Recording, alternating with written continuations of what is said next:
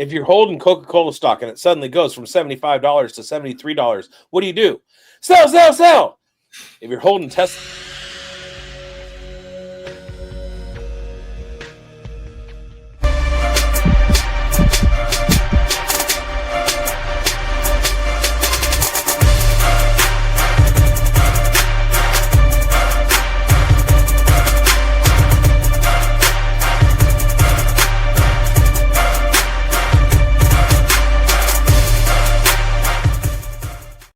Apparently, I didn't want to finish. Welcome to the Dynasty Pulse once again, right here on Fantasy Sports Advice Network, on the Undroppables, and on terrestrial radio 101.5 FM, Talkin' West Tennessee. It's a Dynasty Pulse show. I'm Bigz. Grindberg is with me. Coach Retzlaff, Schultzy, my clowns from another circus, and we are the best ball knowers in the business. There's stiff competition out there, but we're stiffer. We're here to talk about a little bit of weekend recap, what we saw over the week one slate of NFL games, and also some stock up, stock down players. If the stock is up, you want to sell for what like a lot of stuff. If it's stock down, you want to go buy it. Players. Potentially, yeah. How are you guys doing? Doing good, man. Week 2, it's surreal because the fantasy football season's almost over already. It's already getting into week 2, and playoffs are around. No, I'm just joking. I mean, it's going to come that fast. So you know whose stock is up is Chris's Smoked Pickles. Find Chris's Smoked Pickles on Facebook. Go to Facebook Messenger or text him at 907-723-5034. Chris is doing big things in Big Lake, Alaska. Best pickles you'll ever have. Also some trail mix, smoked meats and cheeses. He's making relish out of the pickles. It's fantastic, and you can't go wrong. You can't. And if you use hashtag Bigz in your message to him, you'll get a special treat that only Bigz viewers get. There you have it. A little special pickle. Is that a surprise treat, or do we get to know? I don't know. I just made it up. He's pickling and slickling. All right. Well, I hope he starts getting messages and they'll just have hashtag Bigz. He's like, what the heck? No, I'm going to send him the commercial that I recorded, and so then he'll know. Oh, I got to do something. It's probably a pickle slut sticker, maybe, or I don't know. Or a pickle. Free male pickle. We'll see. There you go. One loose pickle. What's going on, Coach? How's it going, man? Man, just keeping up with everything. Like you say, it's water, fire, hydrant season. And it's going to be rapid, but it's kind of neat how we just get the rhythm of the season. You know what to expect. All off season, it's a different form of content. In season, it's just reactionary. It's on the fly. You just got to jump on the bus, be ready, be reactionary in the moment, be fluid. But at this point, between week 1 and 2, it's a matter of keep conviction on your preseason takes, but also be fluid. I'll give a prime example real quick. I'm still in on Calvin Ridley, but I think it's just going to hit week 3 when he goes and plays against the Colts. He has a good stretch those next 4 weeks, but weeks 1 and 2 are a real rough go. Remember, Terry McLaurin did that last year. He ended up very, very good on that Monday Night Football game against the Bengals. And then another area where I'm fluid is David Njoku. I'm bearish on him, but I'm bullish on the outlook of the Browns tight end room with Harold Fannin Jr. So you have to be on the fly, fluid, making moves, whether it's redraft, you're churning and burning the back of your roster. Nothing more humbling than the bottom of your roster where you're like, hey, 18th round, this player. And you're like, nope, I'm immediately out on him, and I got to churn and burn for somebody else. It's so funny how you start and what it looks like at the end. And this is just the start of it. It's just so funny where just a few weeks ago, your teams just look so great in their own spot and place. And now you're making decisions on, okay, will Drake may be playing? Is Brock Bowers out? Who do I put in? All those things, flex decisions. You think you're good for a week, and you're not because everything happens. Just ask the San Francisco 49ers. How many of you have Brock Purdy shares? Yeah, mm-hmm. And I made the point on the Fantasy Forecast, also available on Fantasy Sports Advice Network, that we draft people for a reason. So you might take a week 1 L, but don't tinker too much. If we look back on 2024, Jaden Reed finished as wide receiver 1, Cooper Kupp as wide receiver 2, and Alan Lazard as wide receiver 3. Reed went on to finish as the wide receiver 29. Kupp finished as the wide receiver 38, and Alan Lazard finished as the wide receiver 60. So even if a couple guys had some huge games in week 1, it tends to not be that way through the course of the season. Stick with your priors. Stick with your confirmation. You drafted guys for a reason, and unless there's a catastrophic injury, like to Brock Purdy or to George Kittle, don't tinker too much. What about, okay, I'm gonna bring out a situation here then. Yeah. That it's not even on the show sheet. It's not even anywhere near that. Now, what type of panic mode are we in now after seeing a backfield that we were so high on in a Clint Kubiak offense, thinking that somebody is gonna get the lion's share of the workload, and now you see a split and somebody that's getting the hot hand like Zach Charbonnet, and his value is now skyrocketing because his ADP was so good. And now you got a guy like Kenneth Walker, who a lot of us in this room are pretty high on headed into the season. What are we doing in that situation, Biggs? Are we panicking at this stage? Are we just holding still? No panic. You don't make major changes unless replacing catastrophic injuries until week 4. Perfect example. We talked on the forecast about Hollywood Brown. Hollywood Brown was one of the major fab and waiver pickups this week because people were reacting immediately to his week 1 performance. Now, number one, he's in a Chiefs offense that spreads the ball around to a lot of different players. You never know who's going to be the number one week to week. Also, he's an older guy. So you are going to make that waiver pickup, but you're not going to be replacing your Jamar Chase, who had 26 yards. That's not what you're doing. You're going to replace a bench player that, like Ty Felton, that you drafted late and you were hoping that he was going to get some early field time with Jordan Addison, but that didn't happen. The other thing, and this is kind of like don't answer a question with a question, but I'm going to ask you rhetorically, of course, because we all know the answer. What's the difference between Zach Charbonnet earning a higher snap share in week 1 and Kenneth Walker the whole rest of the season versus maybe week 14, the Seahawks are adjusting a little bit. Game script makes it so that Charbonnet earns more snaps than Walker does. But that happened in week 14 versus week 1. Are we going to be panicking on Kenneth Walker if it happens week 14? No. So we kind of have to look at it in terms of it's the first week, but it's also the middle of the season. So don't overreact to certain things. It's all kind of fluid, and things can happen later on in the season that don't make us react the same way we react in week 1. So wait a few weeks before you start making any major changes. Great advice. On that note, all right, we all got something here. On that note, with the Seahawks, I think it's also important to know he missed some off-season time. So this is a new offense. So Charbonnet kind of had a leg up on, being on the field and the installs and stuff. So yeah, it might take a couple weeks here for Kenneth Walker to really get the full load. And it's not time to panic. It's a wait and see. It's a wait and see approach.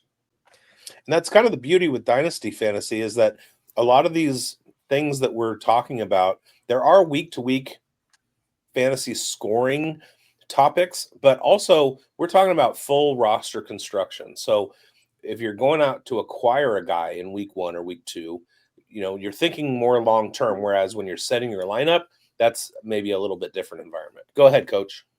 And you have to take a look at what is your exposure. Like for me, 13% to 8%. It was a ratio where I had much more Charbonnet than Walker. In redraft, I clicked Charbonnet almost 100%.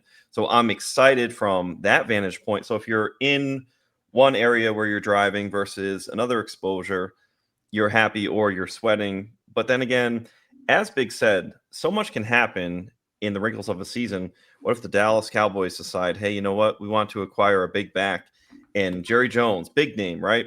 And Jerry Jones decides that back is Kenneth Walker. We would think maybe it should be somebody like Breece Hall or Jonathan Taylor, but he could just find satisfaction in, hey, that Kenneth Walker can short ball out.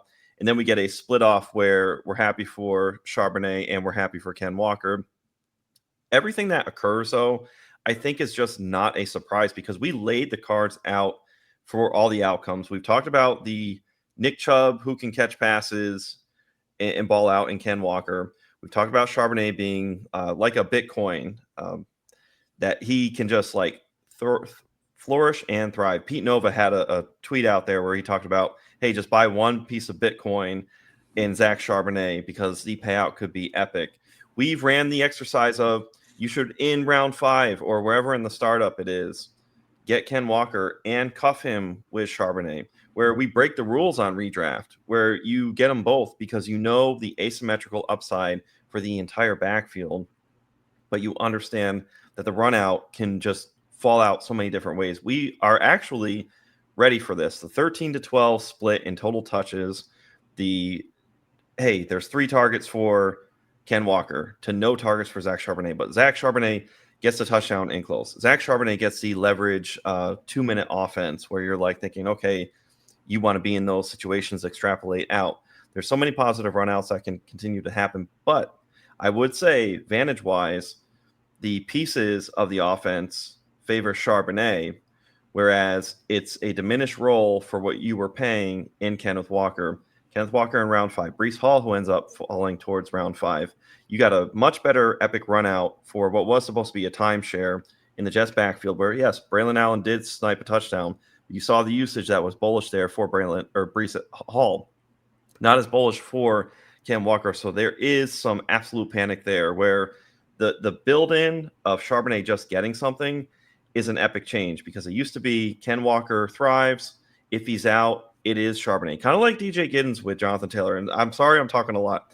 I'm just on this roll. But right now, DJ Giddens is what Charbonnet was a couple of years ago because it is the Jonathan Taylor offense. But now we have to adjust to the shift that it is neck and neck, Charbonnet and Walker. Hope that made sense. Yep. Yeah, Combinatorial. totally. I love it. It was a good segue for our top stories of last week, essentially. A couple dynasty scenarios that we need to touch base on. I got a couple questions for y'all. The first story we're going to talk about is JJ McCarthy's 4th quarter takeout. A dynasty quarterback is born. What we might have witnessed is the birth of the next big thing in dynasty. His first NFL game after missing the whole 2024 season with a knee injury. McCarthy went into what was a dud of a first quarter or 3 quarters, essentially. The Vikings offense, it was lifeless. It logged just 5 first downs and a measly 6 points. And then the 4th quarter came and he delivered 3 straight touchdown drives, 2 through the air to Justin Jefferson, Aaron Jones, 1 on the ground where he erased an 11-point deficit to secure a 27-24 victory over Caleb Williams and the Bears. This was nothing short but poise, presence, and that dog mentality. Looking forward to seeing what he has in store. Now, Jeremiah McCarthy just made NFL history with his first NFL start, showed that dual threat upside, looked completely in control in crunch time. He's already got Jefferson, Addison, that is, obviously not playing right now, but he's going to be added to the mix. Aaron Jones looked great. And, Jordan Mason, another addition there, good pass protection. So does JJ McCarthy now belong in the top 12 dynasty rankings headed in to now week 2? Or is this an overreaction at this stage? Well, look, I'll recall it was Grindberg, myself, Schultzy, and Chev. We were all adamant about JJ McCarthy being a top 12 quarterback. And Bigz was just like so against it. Like the 4 of us were just like, he's top 12. Like tier 1, we need to do it now. I feel like we're all vindicated. So on 1 quarter. Yeah. So if you'll recall, though, Bigz was very high on pushing him into that upper tier, JJ McCarthy, and I wasn't against it. But I just didn't speak up so much. So I will credit Bigz. He was really much on JJ McCarthy. I can see the path to run out. Let's talk about a little bit of how he went. And then we'll run down, just by the weekly rankings that we have for quarterback. And I'll posit to you, gentlemen, what you think. But JJ McCarthy, he attempted to pass with time to throw between 2.5 and 4 seconds on 65% of his attempts in week 1. That was the highest in the NFL, and that's from NFL Pro. It's a nice stat that they pulled up. So he's going to get the ball out quick and rhythmic. McCarthy's touchdown to Jefferson threw with a little bit of anticipation in watching it from the end zone angle. He just sorted it down the middle, and Jefferson, it was just good timing, something you like to see. In the pass to Aaron Jones, just dropped it into a bucket on the outside pocket of the field. Not quite what Garrett Nussmeier did against Clemson in week 1, but it was very impressive. It's a vulnerable spot on a deep pass on the outer boundary for a quarterback to pull off, so that takes guts. McCarthy also, I notice he's not afraid to step up in the pocket, and he's very decisive of whether he will run or not. So he's patient, and he's going to make sure he makes a good decision. You want to see that poise in a young player. And then his interception, it came on a blitz. So he threw a ball across his body entirely. He's going to want that one back. I imagine when McCarthy watches the film, he'll see that and understand he's got to make a better decision and maybe just get rid of the ball in that situation. But, hey, first game starting in the NFL in regular, you got to give him credit for how he did, because he started down 1.3 fantasy points through 3 quarters. And then he ended up, as you said, Grindberg, that last quarter, ended up with 23.2 fantasy points. So he really showed some guts, some guile. He's very much a gamer. And let's go look. I've got the Fantasy Pros. Let's just run down the gamut of the quarterback rankings. You have Josh Allen, Lamar Jackson, Jalen Hurts, Joe Burrow, Jaden Daniels, Justin Herbert. I don't think you would start him over Justin Fields after what happened. Now I'll pause it to you, gentlemen, because right now McCarthy is 16th. This is just for the week, but maybe we can talk Dynasty too. But Kyler Murray or JJ McCarthy, gentlemen, what do you think? I'll start with Bigz. I'm giving the nod to McCarthy. He's only going to grow, and we saw that. Like, this kid won a national championship as a junior, came out as a junior. That's one of the big profile aspects that you want to see. Most quarterbacks that come out after their junior year are very successful in the NFL. So that's a big, huge check mark for him. We saw what he was able to do in game. A lot of adjusting, and he kind of got his feet under him and absolutely excelled. He's going to get Jordan Addison back. This is going to be a fully formed team in a few weeks. He's only going up from here. So if I'm looking at my sleeper only shares, and I have Jackson Dart and Geno Smith both with 17 shares out of 39 leagues, and then Drake May at 9 and JJ McCarthy at 8. So I'm huge on the kids and Geno Smith, putting a lot of faith and a lot of stock in this new era of quarterback, guys that are mobile and can put up points in bunches. That I see that from JJ. Now, if we're talking JJ versus Kyler, I like what I'm getting in the air from JJ McCarthy much better. And I think that, he's going to, that Vikings offense is going to be in more games because of JJ McCarthy's arm, rather than what Arizona is going to be in because of the feet of Kyler Murray. You know what I'm saying? He's going to be able to score in bunches. And Kevin O'Connell, I mean, like we saw what he did with Sam Darnold last year. It's real. It's a real situation. JJ McCarthy is good on a week-to-week matchup basis. Do I like Kyler Murray this week better than JJ McCarthy? I don't know. Let's look at the tail of the tape. We have the Vikings going up against Atlanta and the Cardinals going up against Carolina. I really, really like Kyler Murray this week. So there you have it. There's Kyler Murray, but at least it becomes a discussion, right? And I think the optimal run out for JJ McCarthy would be that he's somebody like Joe Burrow, where he presents opportunity for a win through his arm and keeps his weapons viable. We saw Adam Thielen. He looks like he's cooked. No fear on Jordan Addison. Granted, it's early in the season. I think we can get more out of Adam Thielen, but I'm not fearful. Put some buy low offers out there for Jordan Addison. I'm going to skip Grindberg on this quarterback. I'll come back to you, Grindberg, in a moment. But let's go with somebody who might have looked a little bit like he was struggling. Baker Mayfield Schultzy, or JJ McCarthy? Ooh, man, this is that's a solid one. I think I'm going to go JJ, and I think I'm lower on JJ than most. I think the age is a big deal. The Kevin O'Connell stuff's real. And I've mentioned before, I think the Liam Cohen loss for the Bucs may be a bigger deal than we thought. So, yeah, I think I'm going to take JJ in that scenario. And we'll see with Baker Mayfield, because in week 1, the struggles were there. There's no Chris Godwin, and you have that change in offensive philosophy. They really only heated up a little bit later. Emeka Egbuka ends up having that touchdown, which we all love to see. But it wasn't the shootout clash that we thought it was going to be. It took a little bit warming up, and we don't know, because so many unders hit in the NFL in week 1, if that was just a symptom of the NFL. But case-by-case basis, I like your point on JJ McCarthy. I'm going to say with Patrick Mahomes and JJ McCarthy, I think it can end up being closer. I'm going to give deference to Patrick Mahomes, but things have gotten very ugly very quickly that are out of the control of somebody like Patrick Mahomes. And we may find ourselves on a weekly basis, if you have the two quarterbacks and you have that conundrum, JJ McCarthy being the more optimal play than Patrick Mahomes. But Dynasty, I would still put Mahomes above. So, Mike, we won't put you in that spot where you have to decide. Let's throw one more, and then we can move on to the next topic. JJ McCarthy or Dak Prescott, Grindberg?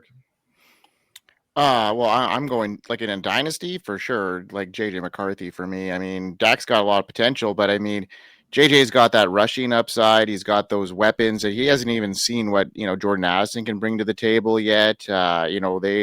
They were in a tough divisional game against the Bears, who were coming in and wanting to make a difference here too. So I think that, that's a really good start for a rookie that, second year. You can't consider him a rookie, even though it was his first NFL start.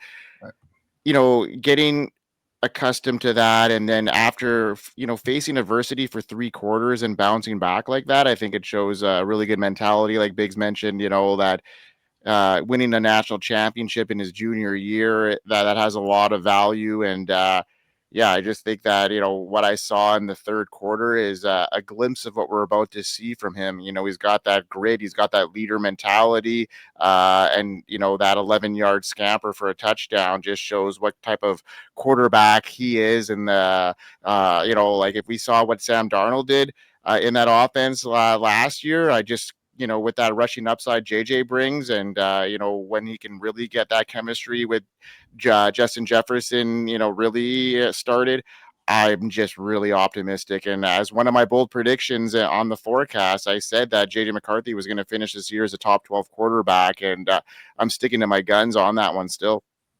Well, to play a little devil's advocate, advocate. The first 3 quarters was like historically bad EPA wise per play. Like, I mean, like one of the worst starts the NFL has seen, like bad. It was atrocious. Well, what have you done for me lately? Exactly. That's what I'm saying. It's like, but the mental fortitude stuff is real. And that is a huge sign, because a bad quarterback is going to crumble there, and it's going to keep getting worse. So like that is a really huge sign in the development here, like instantly. I still have some pushback. I don't think it's just we're going to see JJ McCarthy in 3 weeks automatically be a top 5 guy. That's not the world I'm living in.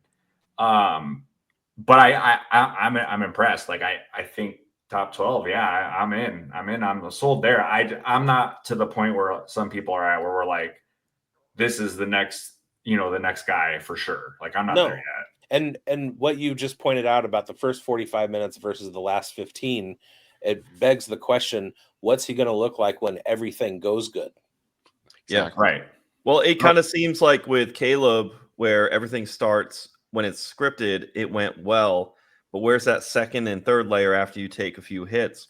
What we saw, and we got an answer from JJ McCarthy, was when you've been beaten and bloodied very badly, you've still got something reserved in the tank. So we're going to have to see eventually with Caleb Williams, if he gets into a start like that, if the shoe were on the other foot and Caleb starts down bad like he did, does he have that reserve and that resolve later in the game to pull off what JJ McCarthy is. Yeah. No, he did not. All That's right. when he was crunch time is when he was sailing balls and looking like Colin Kaepernick, and it's like they went in divergent spots. Absolutely, they did. When it was, hey, everything was scripted and right. It's almost like, hey, when everything's going good, you can do well. We found out, like, it to the point with the question you were asking, one of you had just said, what about when it does go right for JJ McCarthy? It could really open up. We solved for X one of the harder things. What happens when it goes bad? And he came through. So big first test. Yeah, agreed. So, okay, Schultzy, let's piggyback off that a little bit here. Dynasty managers, they were cooling off, like right off of Justin Jefferson this whole off season, not because of the talent, but the uncertainty with that new quarterback, new chemistry, coming off an injury, and an offense that no one fully trusted. But now, what we've seen from JJ McCarthy deliver under pressure with that clutch TD to Jefferson to gain the momentum swing back in their favor. Schultzy, is it time to fully reevaluate Jefferson back in the unquestioned WR1 overall in Dynasty? Is he still in that conversation? Is he taking it down to another step? There's some layers here. I think the first layer is, what's your answer to the first question we asked about JJ McCarthy? What's your opinion on him? I think plays a big deal on where you're going to rank Justin Jefferson. Number two, I think the conversation's there to be had. It's still Jamar Chase. I'm not going to get convinced otherwise. Talent wise, you could argue either one. Sure, that's an argument I'll leave for other people to have. But when you look at situation, Jamar Chase is locked up with Joe Burrow for the long term in an offense that's going to just keep throwing and throwing and throwing and throwing and throwing. I want a part of that. And it's not a knock on JJ. He's still super talented. I think he's going to be right at the top year in and year out. I'd still rather take Chase based on situation. We just saw this game Monday night in a game that the Bears dominated most of it.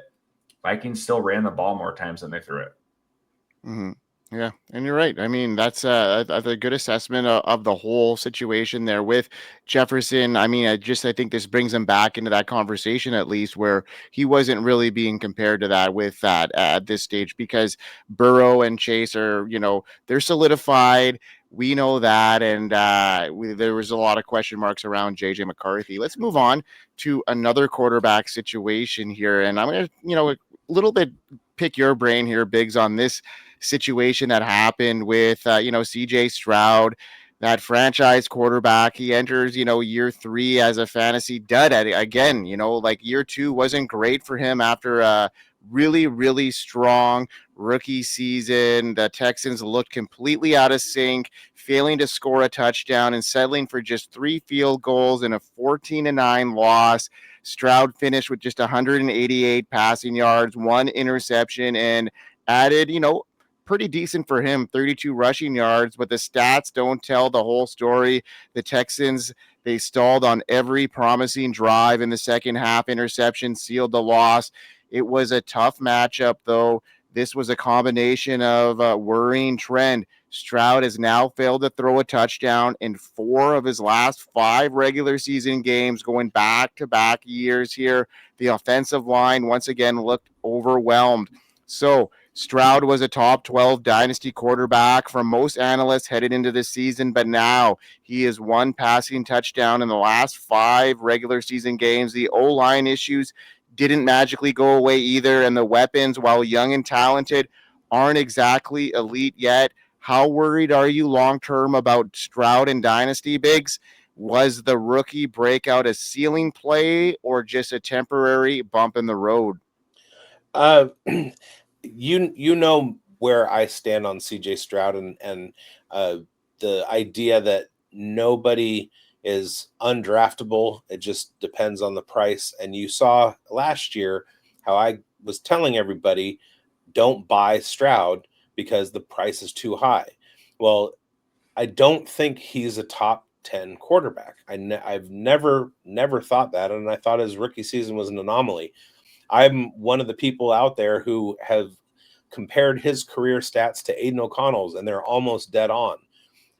We have to kind of look at this game. He was under duress for most of it, but he did finish with 100% deep ball catchable pass rate, number 2 in pressured catchable pass rate. So even when he's under fire, he's still very accurate, and he has a completion percentage in that game of 70%.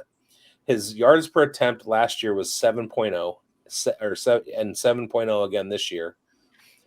He only threw for 188 yards, but it was only on 27 pass attempts. This isn't a high volume offense, so you're not going to get, unless he has 2 or 3 touchdowns, you're not going to get a whole lot of productivity. That puts him in the second tier of quarterbacks. So if he's in your super flex, not as your QB1, then yeah, he's totally fine. But I don't think we're ever going to see a return on the numbers that he put up in his rookie season. I have him right around the 15 to 20 rank as a quarterback in Dynasty.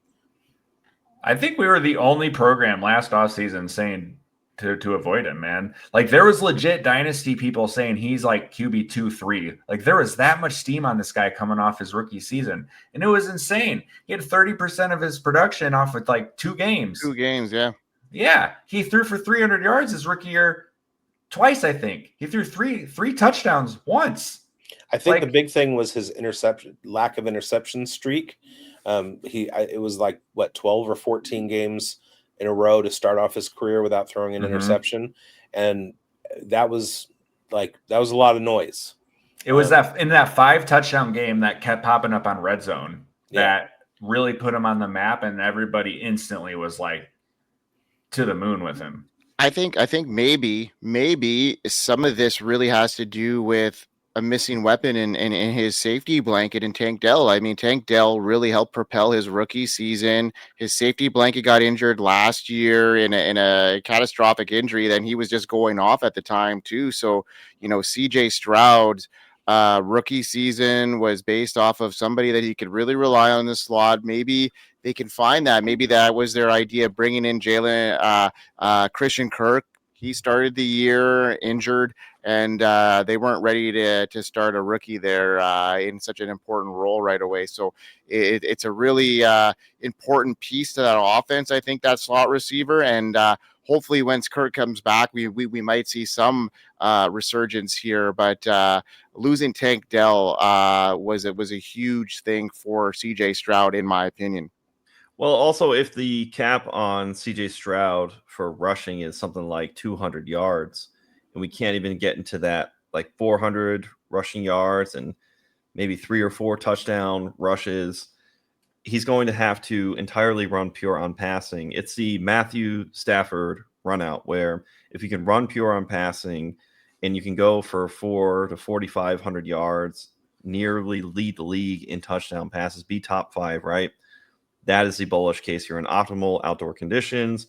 You have a plethora of weapons that they've attempted to surround, which, Mike, you pointed to the fact that Tank Dell, very, very big for CJ Stroud. CJ Stroud always talks him up. Hey, your life is on the line, essentially, or it's 4th down and whatever.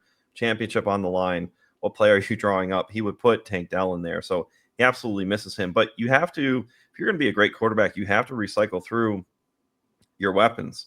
You have to have iterations. You're going to see it with Patrick Mahomes. He's going to have to reinvent himself beyond Travis Kelce. He had to do it beyond Tyreek Hill, right? So we have to see that from these quarterbacks. And if we're not getting the run out on purely the passing from somebody like CJ Stroud, then it's just going to cause that dip in that production and the dip in the rankings. And that really shows you the players who can be pocket passers, really, like the Tom Brady's or the Matthew Staffords. Just think of a different name of guys who are at the top who solely do it with their arm. They have Drew Brees. You have to just year in, year out, be hyper efficient and get the volume and be overall great.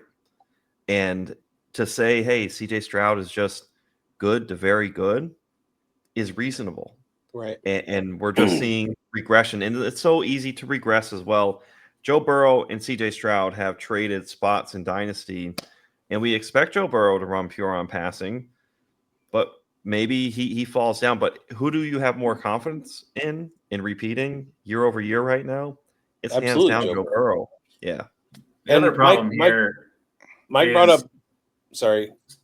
All right, real quick. Texans are a good team. If we're going to run through the passing like Coach is talking about, I want game scripts to play with that. Like you look at Matt Stafford all those years, terrible Lions teams. Joe Burrow, no defense behind him. The exceptions here, we talk about Brady and Breeze, these teams are going to go out there and score 45 points a week.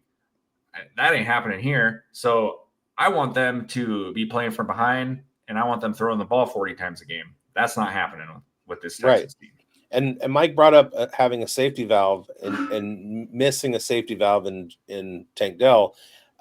He's got plenty of safety valves. He threw more passes to running backs and tight ends than he did to his top 3 wide receivers, Higgins, Collins, and Knoll.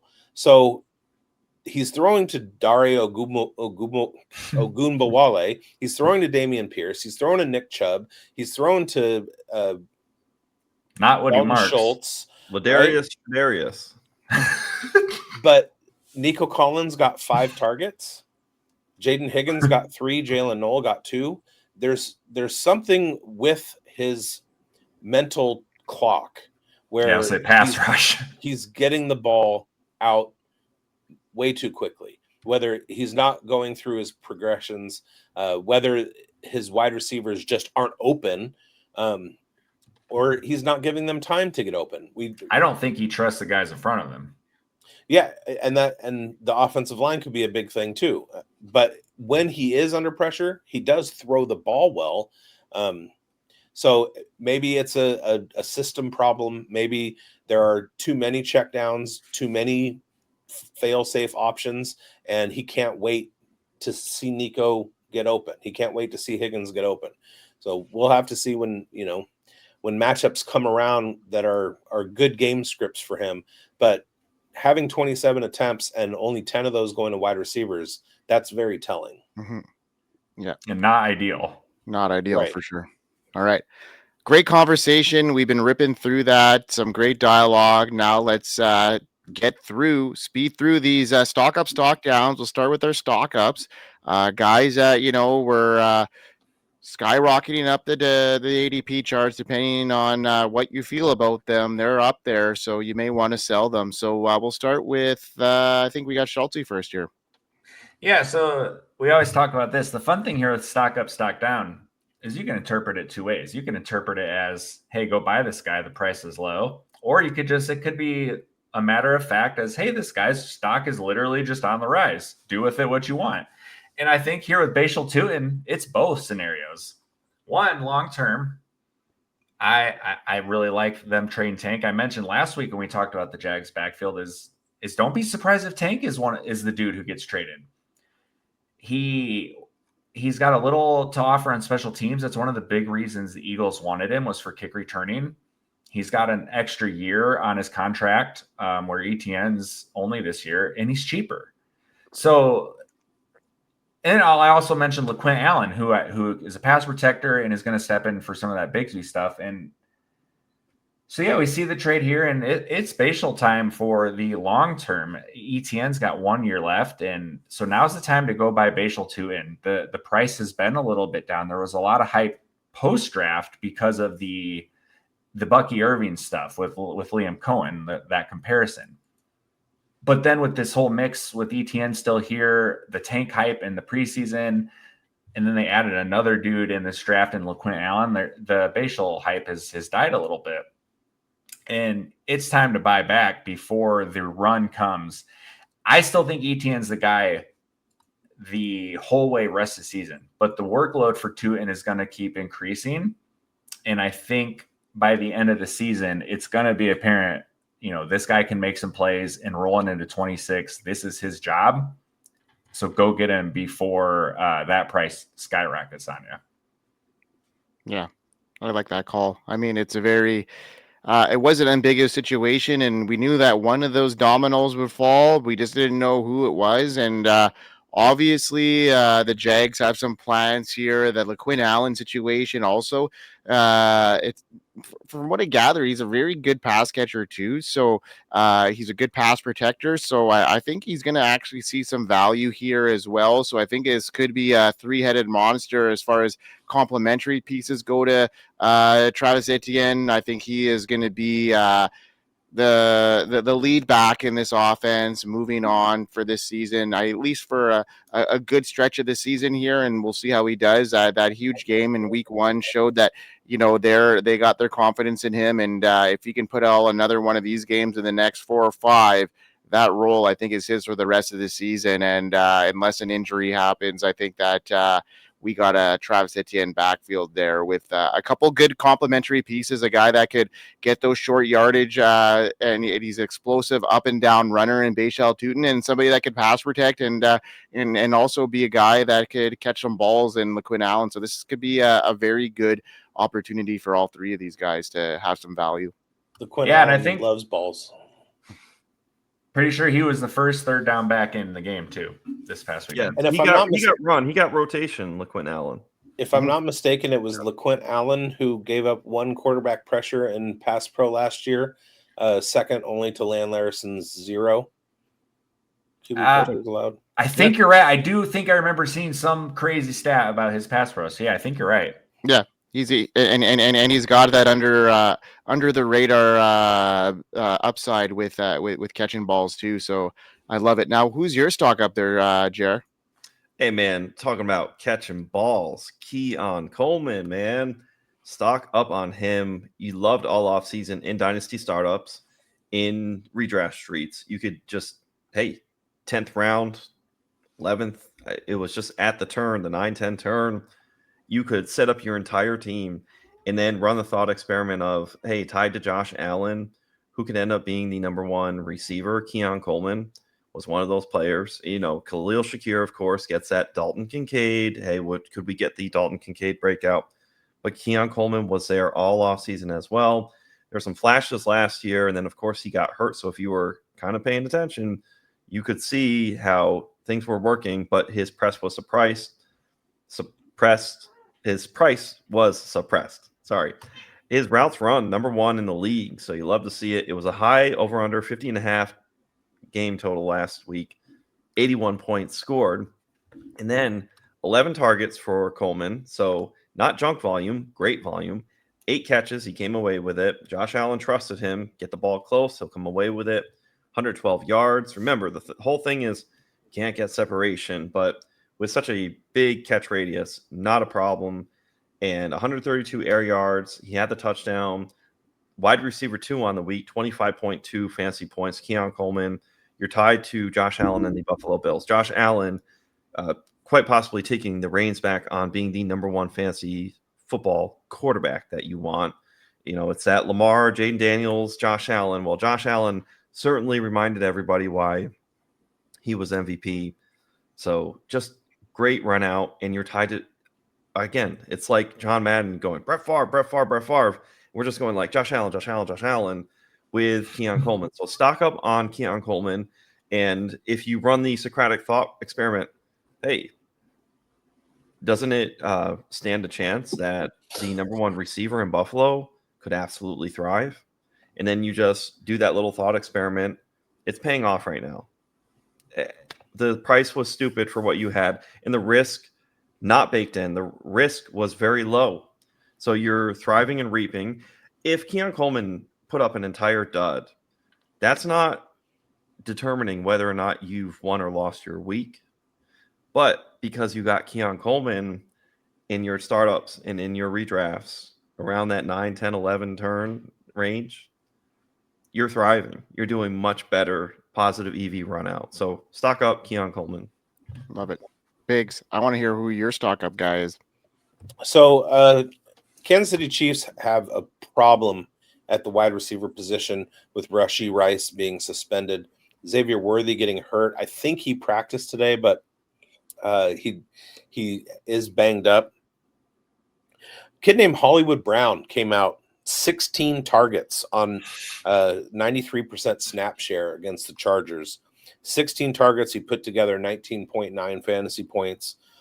We had Juju Smith-Schuster with 5 targets, Tyquan Thornton with 4, Travis Kelce with 4.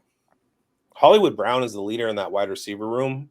It's not even close, and he's only 28 years old. Hollywood Brown is only 28 years old, you guys. He seems like he's been around for a long, long time. Yeah, did they name Hollywood after him? Yes, correct. Yeah, the area of Los Angeles they named after Hollywood Brown. No, it seems like he's been around for a long, long time. That's just because he was with the Ravens, he was with the Cardinals. He's bounced around, but he's only 28 years old, so he's still got a lot left in the tank. His stock is absolutely up. You might be yelling at yourself depending on when you watch these episodes, but Bigz, you just said on the fantasy forecast that he was a sit. Yeah, this week he's a sit. He's going up against the Philadelphia Eagles and the clamp down defensive backfield that they have. So I'm not having any faith in him this week, but in Dynasty, I'm absolutely targeting him because he's gonna pay dividends. Mm-hmm. I agree.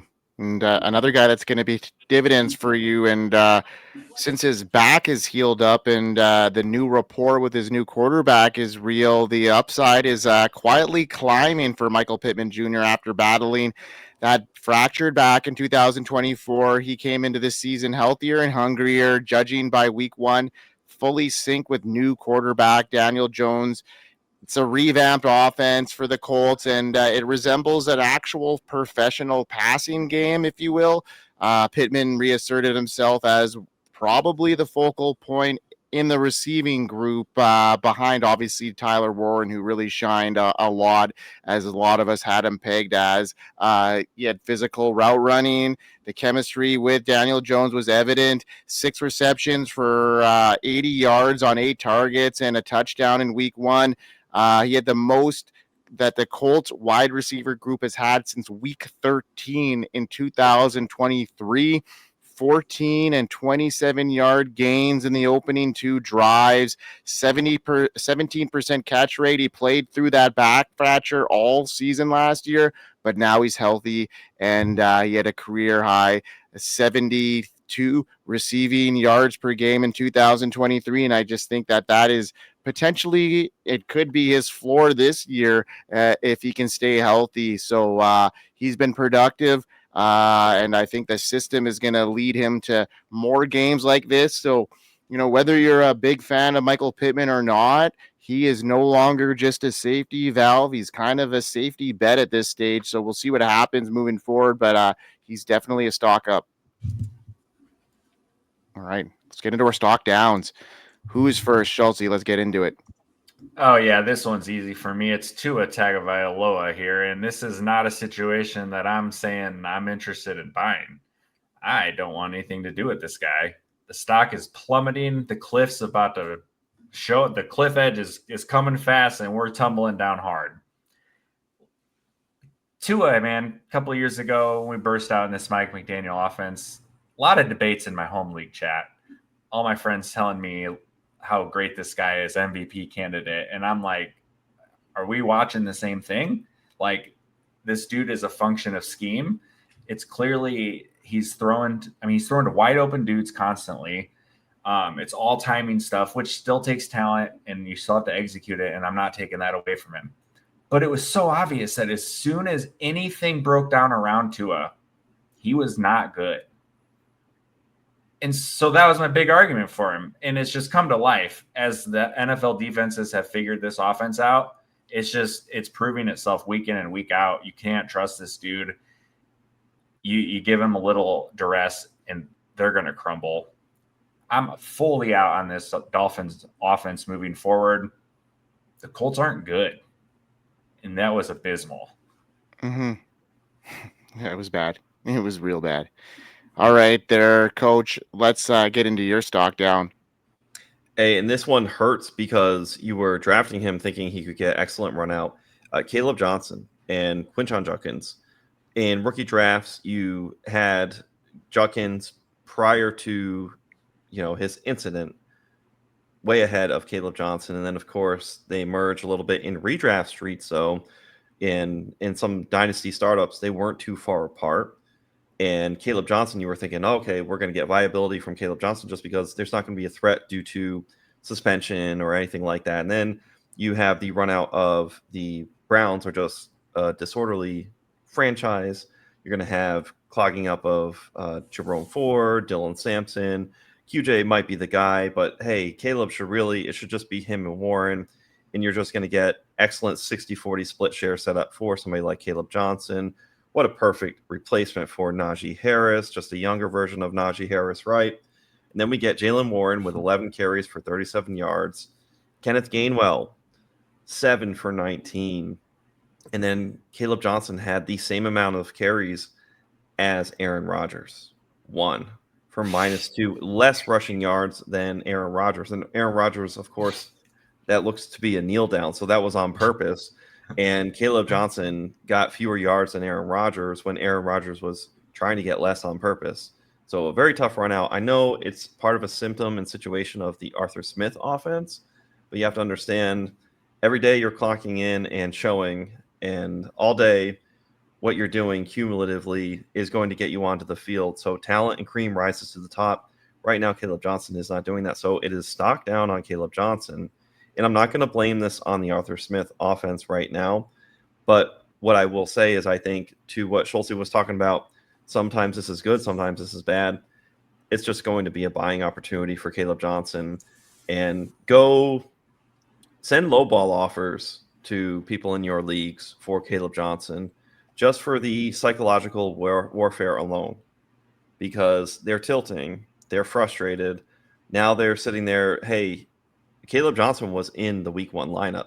He's out of there now. So you might as well just kind of poke and pry at just the edges and see what you can, gradually simmer up your offers to the Kaleb Johnson rosterer and see what you can get. And if not for nothing, you're just tilting them because you're giving them crappy trade offers and reinforcing the fact that they know they're holding an asset that's not entirely dead. But my God, you can't. It's not fungible. You're not going to be able to move Kaleb Johnson around anywhere. You're just holding him. Purchase. I did the Quinshawn Jalen Moore or Quinshawn Kaleb Johnson double tap in quite a few of the charity tournaments and stuff, best ball stuff. I didn't really expect them to go out and earn the starting job right away, but I do have high second half hopes for both of them. One of the things that Kaleb Johnson was doing was returning kicks, and he had 5 kick returns for 132 yards. So it's not like he has been non-productive. Just from a fantasy perspective, he has not helped. He did not help you in your lineup unless you count kick return yards. That's the kind of thing that gets you on the field later on.